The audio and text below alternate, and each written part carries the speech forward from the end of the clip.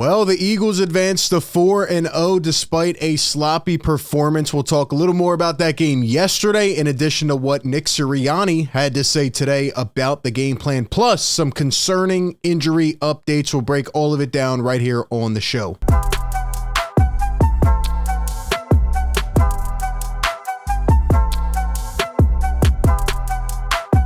What is up, everybody? Welcome into A to Z Philly. You know the drill. Hit the like button if you enjoy the content. Subscribe, ring the bell. Don't miss any of the coverage. The Eagles moved to 4-0 despite a sloppy performance. I'll tell you, a lot of Eagle fans are not happy with that performance yesterday. They're calling it kind of a bad win. I mean, I guess at the end of the day, a win is a win, right? And of course, you are satisfied to be sitting at 4-0, but let's be honest, this team has a lot of things to iron out, especially before they get to the gauntlet of the schedule coming up in a few weeks. So we will break it all down, but I want to know from you down in the comment section on a scale from 1 to 10, 10 being the utmost confident, 1 being not confident at all. How confident are you in this Eagles team right now based on everything they have done throughout these first 4 games? Give me your thoughts. And before we get into the rest of it, shout out to our sponsor of today's video, BetMGM. Enjoy all your favorite sports like never before at BetMGM. Sign up with the code ATOZPA and receive up to $1,000 back in bonus bets if you don't win your first bet. When you register with BetMGM, you'll get instant access to parlay selection features, live betting options, player props, and daily boosted odds specials. And with BetMGM at your fingertips, every play and every game matter more than ever. So find out why BetMGM is the king of sportsbooks. Sign up today with the bonus code ATOZPA and get up to $1,000 back in bonus bets if you don't win your first bet. Visit BetMGM.com for terms and conditions. All right, let's jump into it, man. So we will start off with some positivity. How about that? After the Eagles start 4-0, guess what? Jalen Carter is still the highest graded defensive tackle in the NFL through week 4. The defense had 5 sacks yesterday. Probably wasn't their most impressive performance if you actually watched the game, but they still have a bunch of menaces up front. We know that is probably going to be the anchor and identity of this team, and the Rook is making his name known. Jalen Carter with a monster day. And how about another guy who really stepped up? How about 3 sacks yesterday for one Nicholas Morrow? And, you know, I talk a lot about, you know, some of these guys taking advantage of opportunity and making the most while they have it, and this is a prime example right here, right? DeAndre Swift. How about Nick Morrow, who was cut after training camp? It seemed like, you know, his potential career was dwindling, and he's out here playing some really good football right now, if I'm being honest. Nick Morrow, Cunningham, they are holding down the fort, especially with Nakobe Dean out. Just having guys that can step in like this, veterans, good bodies, and yeah, man, they're getting it done. Nick Morrow is the second highest graded linebacker in the NFL through the first 4 weeks.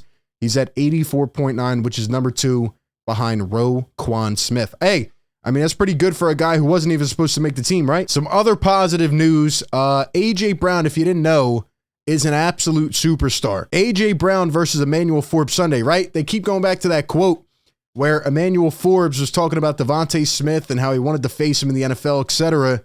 Well, how about A.J. Brown? 10 targets against Forbes, 6 catches, 147 yards, and 2 touchdowns. And we look at the stats for the game. A.J. Brown finished with a total of $175.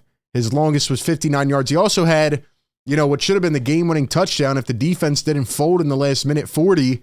And, you know, A.J. Brown can complain all he wants. He can say what he wants. The Eagles have a prime number 1 wide receiver. The Eagles have a guy who, by the way, isn't even in his technical prime yet, who is just absolutely devastating to opposing defenses. The connection continues to grow. I mean, A.J. Brown is that guy, and he is one of the best receivers in the league week in, week out. And again, to me, it's kind of about all of the tools that he has in his bag, right? Not only can you send him downfield, but you give him a 5-yard slant route, right? You ship it right off to him, and he's going to run for an extra 40. Like, that's how good he is. You literally cannot game plan against him. So, yeah, A.J. Brown with another huge game. He has found his rhythm, and he's going to continue to do his thing. Now, unfortunately, even though the Eagles got a win yesterday, and again, being honest here, if the Eagles continue to play the way they did yesterday, they're not going to be able to beat Miami and San Francisco and Buffalo, etc. They need to clean a lot up. Sure, you're happy, you know, that even though there were struggles, you won the game, but it just never felt like you were in command of that game yesterday. Now, the Eagles did have 400 plus yards of offense. They did have, 100 plus yards on the ground. Jalen Hurts, I'd say, played pretty well. I mean, at the end, he's still missing some of these throws. He doesn't look the same right now, but on that last drive, the way he stayed composed and, people are debating about whether he should have audibled that play and threw a touchdown to AJ or if they should have ran the clock out, whatever. Jalen looks poised in the big moments. He looks calm, cool, and collected, and that's what I like to see. But he's going to have to hit some of these throws, right? Through that one short to Zacchaeus or overthrew Devontae. He's going to have to fix some of these things, and I don't know if it's just him kind of being off or a little bit shaky or what it is. I know he's not really running at all, which is kind of taking another element of his game and another threat to the defense away. I would like to see him run a little bit, but they just need to get him in rhythm with these throws, and I think just kind of mixing up the bag of tricks will help do that as well and getting all of the weapons incorporated. But yeah, man, unfortunately, the Eagles do have some bad news today, as Cam Jergens, who left early yesterday, was said to have suffered a foot sprain and could miss several weeks. An NFL source said MRI confirmed team's initial diagnosis. Nick Sirianni said that Jergens is going to be week to week, and he says that Sua Opeta will be the next man up. He says that Opeta played outstanding versus Washington, and he did. He came in, did his job, and we know that this team is built within the trenches. That's Howie Roseman's philosophy. The defensive line, again, felt like they kind of had one of their more lackluster performances, especially against a Washington offensive line who's been terrible in pass protection. But, the offensive line did what they had to do. Did they open up enough holes for DeAndre Swift? Maybe not. But they were going up against a really, really good D-line who always seems to battle well against the Eagles. But you're going to have these consistent anchors, the Kelseys, the Lane Johnsons, Mailata's, right? Even though Mailata's kind of playing a little bit lackluster in terms of my expectation for him right now, overall, the offensive line is doing what they need to do. I think, part is the offensive line, part is Jalen Hurts' awareness, part is just, DeAndre Swift being able to hit those holes. Overall, through 4 games, I think they're doing okay. But losing Cam Jergens could be a huge hit.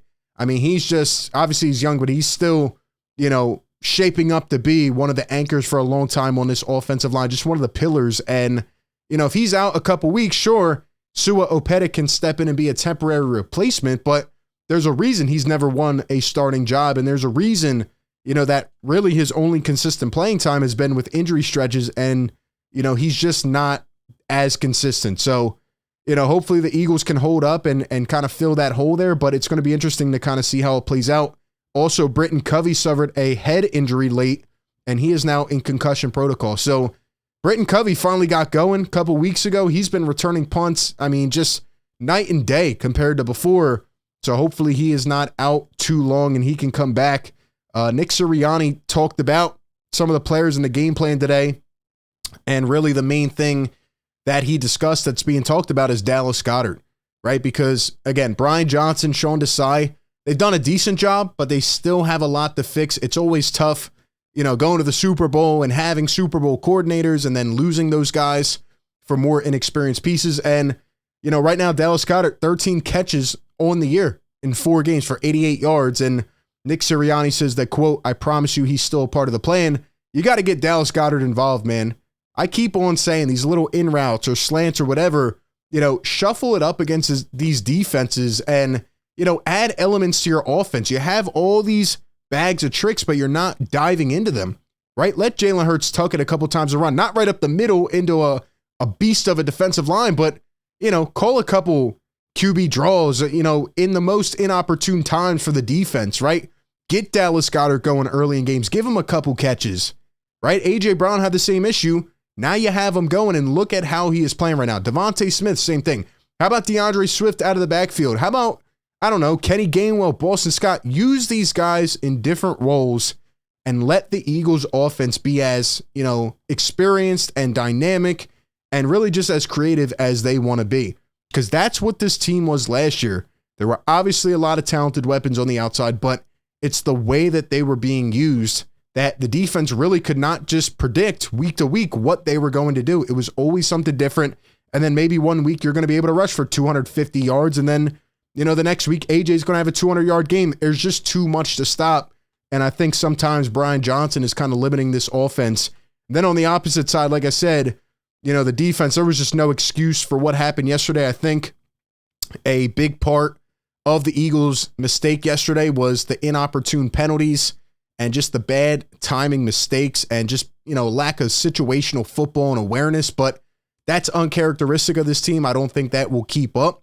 Hopefully it doesn't, because again, you're not going to be able to make as many mistakes as you did yesterday and win a big game in week 7, 8, 9, etc. At the end of the day, there's no excuse, right? The defense has to be much better. The line has to be much better. The corners have to be better. And Sean Desai cannot play soft coverage with 1:40 to go. Let Washington come all the way down the field, and then with 1 second, essentially bring no pressure and just let them sit and relax all day and throw an easy curl right into the end zone. It just can't happen. So you were lucky to get out of it yesterday, and thankfully Reed Blankenship's arm stuck right under McLaurin, and there was an inch, I guess, and he was out of bounds, but way too close to call, and a lot of Eagle fans had a heart attack yesterday. So you're going to have to make things easier for yourself going forward. Nick Sirianni talked about Jalen last night and just said that he played clutch. That's the best way to describe it. He made the winning plays. He still has to be better. Everybody has to be better. It goes to show the talent on this team. They have not played a complete game yet in all facets, yet they're 4-0, so it's kind of hard to complain at the same time. If they iron some of these things out, they can be really, really, really good. It's a testament to this team, right? And just a volume of consistency that needs to be there week in and week out. And if they figure it out, man, it's going to be scary. But anyway, those are my thoughts. Give me yours down below in the comments section. What are your biggest takeaways from the week 4 win over the Commanders? Appreciate everybody for tuning in. Be sure to like, comment, and subscribe. That being said, I will catch you all on the next one. Peace.